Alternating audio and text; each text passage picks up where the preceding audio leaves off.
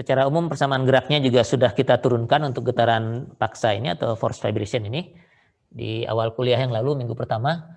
Bentuknya sekarang adalah MU2 dot tambah CU tambah KU sama dengan gaya luarnya ya, T, fungsi dari T gayanya. Nah, sama seperti getaran bebas yang lalu, kita akan selalu mulai dari kasus tanpa redaman dulu.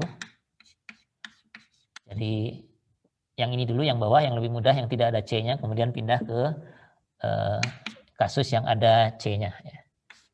Jadi ini teredam,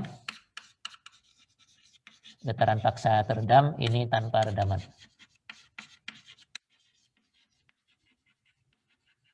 Ya.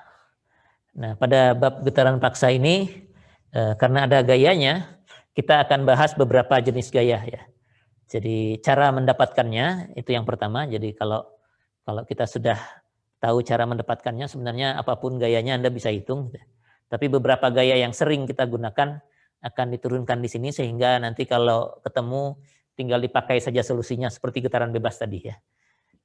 Nanti yang khusus akan kita bahas itu pertama adalah konstan ya. Jadi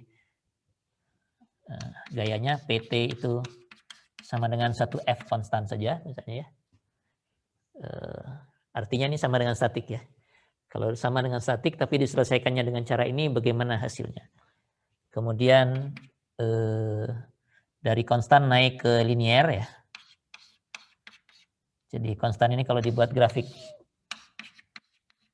PT-nya itu ya konstan aja ya sebesar F terus gitu ya. Di sepanjang waktu ya. Tidak ada perubahan nilainya F terus. Lalu linier itu kurang lebih begini ya. Itu ya. PT sampai T. Tapi begini pun sebenarnya nggak pernah ada gaya yang naik terus sampai tak hingga ya. Naik terus biasanya ada batasnya ya. Jadi sampai satu saat dia mungkin nanti konstan lagi. Jadi ini digabung dengan yang di sana biasanya dengan yang di atas ya. Jadi kalau linier itu ya sampai batas tertentu dia naik linier, setelah itu mungkin konstan ya. Kalau kayak gini istilahnya itu bebannya namanya beban rem ya. Rem itu ya ini tanjakannya ini rem, setelah itu konstan ya. Misalnya sampai F tertentu ya. Jadi di bagian ini yang kita bahas liniernya ini kemudian disambungkan dengan hasil yang di atasnya ya. Linier. Nah, kalau sudah belajar dua yang ini, sisanya kalau mau apa? Parabolik, kubik, setelah kubik apa? Kuadruplik mungkin gitu ya. Dan seterusnya, kuintik dan seterusnya, Anda bisa kerjakan sendiri ya. Karena bebannya juga makin jarang yang seperti itu ya. Jarang ada beban yang berevolusinya kuadratik gitu, apalagi kubik dan pangkat 4 dan seterusnya. Tapi pola penyelesaiannya akan sama ya. Jadi yang kita bahas hanya dua ini dari sisi konstan dan linier. Setelah itu nanti kita akan bahas yang harmonik. Harmonik mereka ya. Harmonik itu sinusoidal seperti respons yang tadi, tapi ini gaya ya. Jadi gayanya itu bisa sinus atau kosinus misalnya. Jadi gini. Berubah terhadap waktu bolak-balik seperti ini ya. Harmonik. Lalu setelah harmonik kita akan bahas gayanya itu berupa impuls ya. Impuls itu bukan gaya ya. Impuls itu kan gaya dikalikan jarak waktu ya. Tapi gayanya membuat impuls, maksudnya begitu. Jadi kalau digambarkan P terhadap T-nya, itu waktunya singkat sekali. Jadi ada nilainya naik terus turun langsung. Ini seperti beban ledakan itu seperti ini ya. Tergantung besarnya ledakan mungkin ada agak lebar waktunya, tapi ada yang singkat sekali. Dan tingginya mungkin tinggi sekali begitu. Jadi kurang lebih seperti itu. Nah, gaya ini juga nanti akan berguna untuk menghitung beban yang terakhir, yaitu beban sembarang. Ya.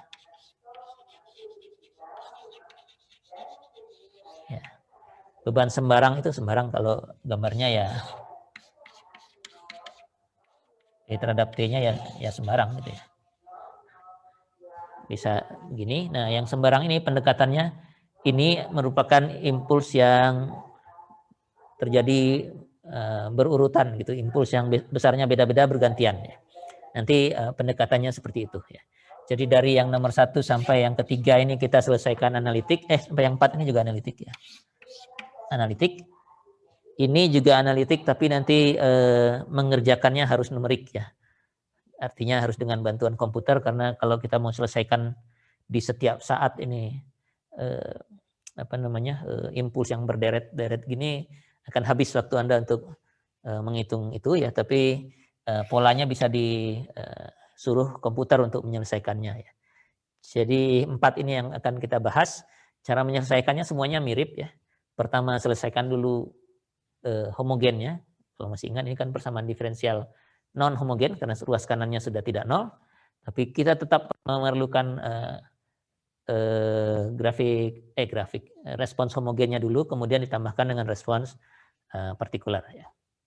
Jadi satu bab getaran paksa itu akan seperti ini, ditambah dengan analisis perilakunya tentu ya.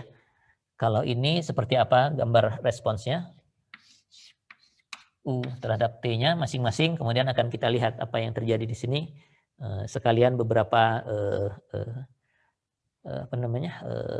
hal-hal yang perlu kita perhatikan untuk struktur kita kalau ketemu beban-beban seperti ini. Jadi begitu ya. Ini gambaran umum dalam satu bab ini. Mungkin perlu kuliah ini kedua dan ketiga ya. 3 minggu lah dengan sekarang untuk menyelesaikan ini semua. Tapi kalau ini sudah sampai di sini udah beres nih ya. SDOF beres ya. Karena semua apapun bebannya sudah selesai di sini.